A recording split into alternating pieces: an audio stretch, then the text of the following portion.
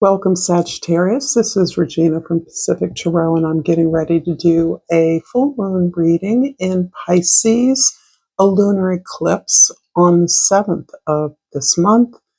And lunar eclipses really do focus on the moon. And so the moon is how we are healing our feelings and through the use of our intuition. So the moon locks onto the feelings, the experiences that we bring with us from the past into the present moment. And it isn't just in this life, it's quite often experiences from our past through our moon sign. So this is particularly relevant to anyone with a Sag placement. Particularly with the moon in Sagittarius. But if you're drawn to this reading, it is meant for you. So I want to first talk about the sacred geometry symbol I pulled for you, Sagittarius, the circle. Wholeness, oneness, never-ending cycle of life, the eternal constant, cycles of change, unity, inclusiveness, and boundaries. I did not utter the word perfection because I do believe that this particular full moon and the opposing sun energy in Virgo are really helping us to gain humility. And we gain that humility by releasing and surrendering, really, our expectations, our plans about what things should be, what we should be doing, how things should look, what success should be. This is really a difficult task for those of you that have perhaps strong Virgo tendencies. So, of course, the positive side of this lunar eclipse is that the sun's Virgo energy helps us to sort, to discriminate between the things that we no longer use and the things that are working for us. And this is about the cleansing out, the decluttering, the purifying. And that requires humility because it's easy to judge ourselves. It's easy to shame ourselves in this experience, this healing journey. The King of Cups is your overall card for this reading and really does focus on the way in which you have learned to gain value from difficult experiences, difficult feelings, hardships, heartaches, obstacles, being excluded, being rejected, being treated unfairly or unkindly, and ultimately realizing that your vulnerability, your willingness to step out boldly onto the planet, into the world, to say almost impulsively, being compelled to share your truth with anyone and all who care to listen. This is something you're known for, although many of you have possibly learned that the truth is not appropriate in every setting. I hope some of you have learned that. Sometimes it's okay to be silent with our truth. And that is something that you're learning about how to express yourself appropriately, right? Just because it's the truth doesn't mean it's the right moment for that. Underneath the deck, the Five of Pentacles shows me that this is all part of a redefining yourself, of really looking at the way that you were conditioned to live in the world, the things you believe that you could attract to yourself, nice things, success, family, friendships, a good job. And some way in which you felt relegated to a lane that was not satisfying to you. This card almost makes me feel as though you have been holding on to the tail of the dragon for a long time. And it has dragged you through a lot of very humble experiences in life, all the while chasing or hanging on to this belief, this faith that something more was promised for you, that you were here to gain something more than what you had. And understanding that more, seeking that more, as vague as it has been, is something that still prods you on. And in some ways, it's very frustrating because this feeling has been with you for such a long time.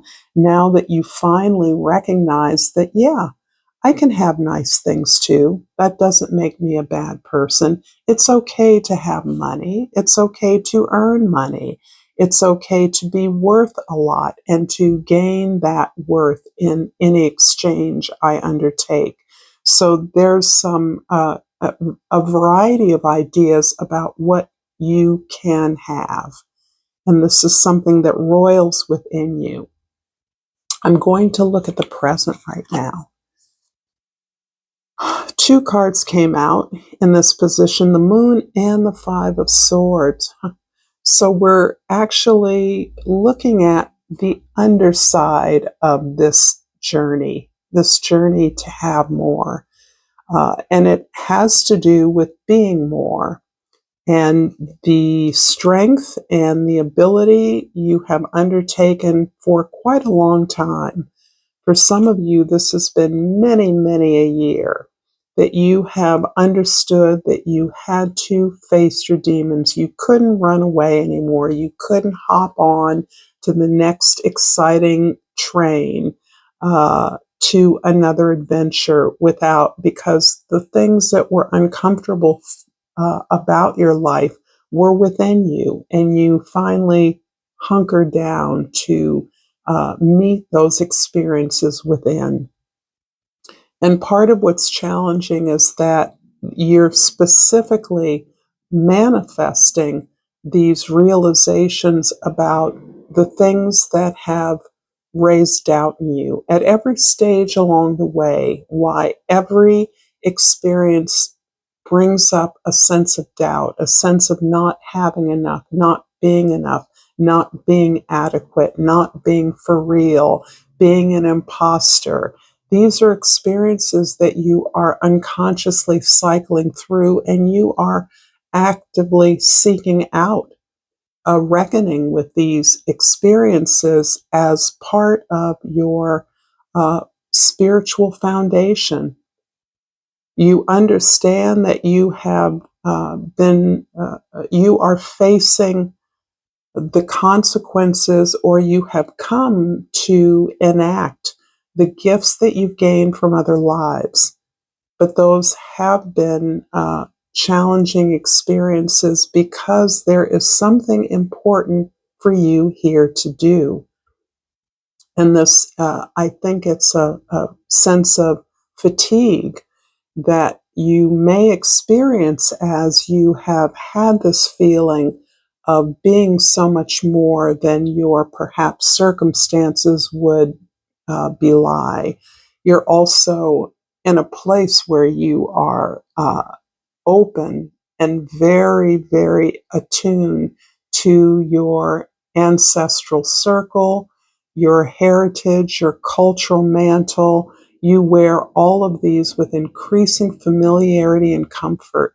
You understand actually that you are not simply guided by your ancestors, that you are part of the Ancestry Council, the Council of Elders, the school that you attend in your dreams. You're manifesting these experiences consciously because you want to get to the bottom of this sense of not enoughness. In the past, the Eight of Wands, it feels like things have been, in the recent past, moving quickly forward very quickly for you. And this is in part because of your own openness to manifesting things, to moving things along, to putting yourself in places where you will find the opportunities you're looking for. That includes perhaps your inclusion in a variety of circumstances or uh, locations where you are meeting peers, supporters, co-workers, collaborators, people that you can work with and that you are highly sensitized to.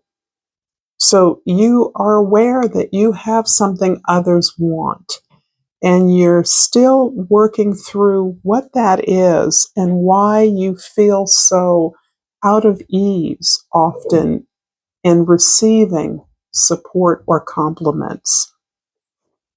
In the future, the Devil card, and this is telling me that you are attempting to break a huge social barrier. You're recognizing that the restrictions and limitations you have experienced in the past were all a result of your lack of faith and belief in yourself as independent from your history, your family, your job, whatever it was that assigned you a set of rules that you realized that you had internalized.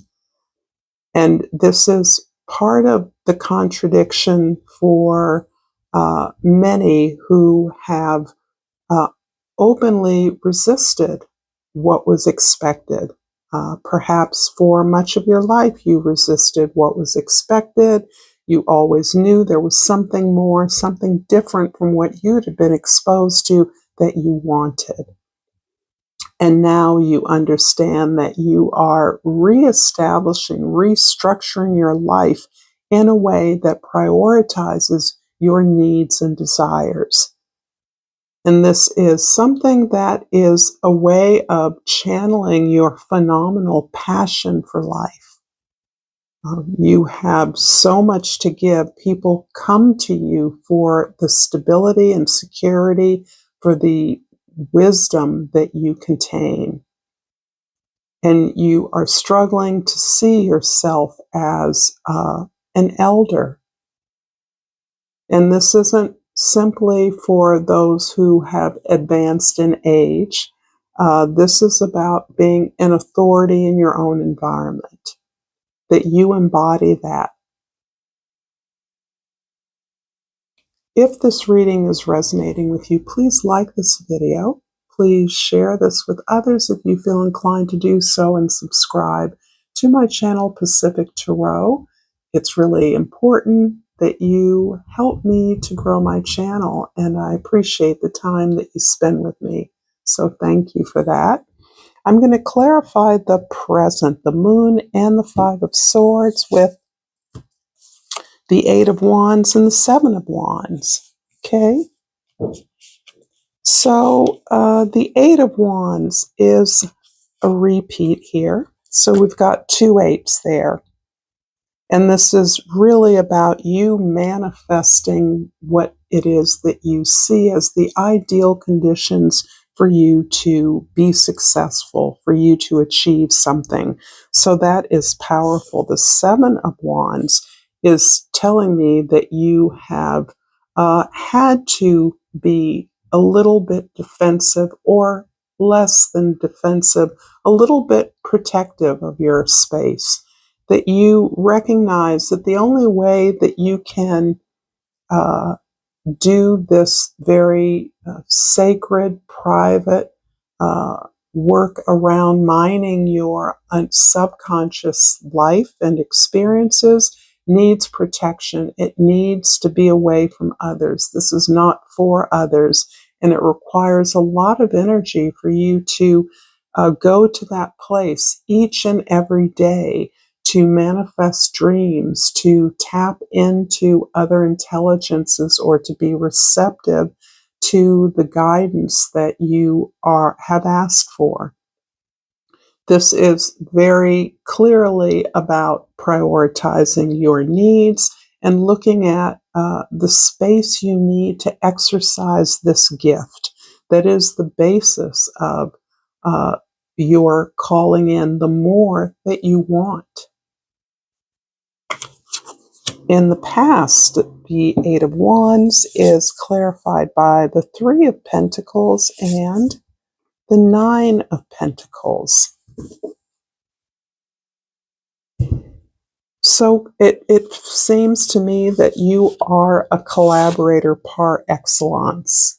You are one who is a team player. You admit it, you know it about yourself, and it's one of the first things you put out as you are working with others. You have strong opinions. You feel that you are a bellwether for the truth, for justice, but you see yourself as part of a group, as part of a team. You do not expect your way to become the way. You're not wedded to that. You are wedded and committed to working together with others who contain an expertise that is aligned to yours in order to accomplish something. And this is towards the end of establishing your own garden, your own space, your independence. Your independence, Sagittarius, is what gives you the ability to do this work, to make decisions that are right for you because you have explored your interests, you are growing, you are expanding, and you continue to invest in yourself. You understand that the more energy you put into yourself, the more potential growth you can experience. And this just by investing in yourself, I mean investing in yourself and other things that support your vision. So it isn't just about purchasing a degree or an education. This is about doing the things that help you participate and improve upon the world that you would like to see emerge. In the future, we have the Devil card clarified by the Ace of Wands and the Hermit card. Beautiful. Well, I don't see you moving off this very, very private, silent path. And I say silent because with the Moon and the Hermit card here, the kind of healing you're doing is very, very intense. It's very personal. It has to do with you and your teachers, those you respect, and with your own personal fears, demons, experiences of the past, even of past lives. So I do see you uh, acknowledging this powerful passion that you bring, this passion that perhaps has led to a variety of distractions and diversions along the way. But it also is the way that you are learning to channel that passion. You're channeling it primarily into this gift for greater clarity, greater enlightenment, that you are open to growing, moving forward, and expanding. The Hermit card is really emphasizing that this is your authority that you are reestablishing here. In order to do this work, to put yourself out there in the world, you must be aligned with what you know to be right for you and right for others. What is right for you, you understand, benefits others as well. So it is very important when you have the kind of power that you're now recognizing you have, that you stay true and authentic to that. I'm going to pull a Yogic Path Oracle to finish up this reading. And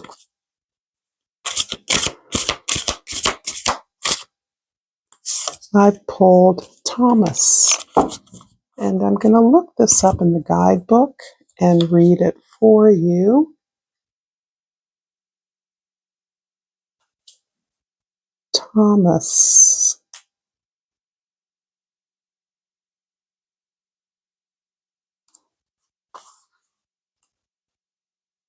Okay. And the key words are density, dullness, and inertia. You're in a period of hibernation, which is sometimes needed to blossom into a butterfly. Your body is between lines of a poem, notes of a song, steps of a dance. Use this time to fully rejuvenate your system, allowing proper rest and food. Know when it's time to emerge from your cocoon and show the world the gifts you have been cultivating. Stillness is only balanced when followed by action. So perfect for you. If you've enjoyed this content, check out more content here. Thank you for your likes and subscribes. Until next time, namaste.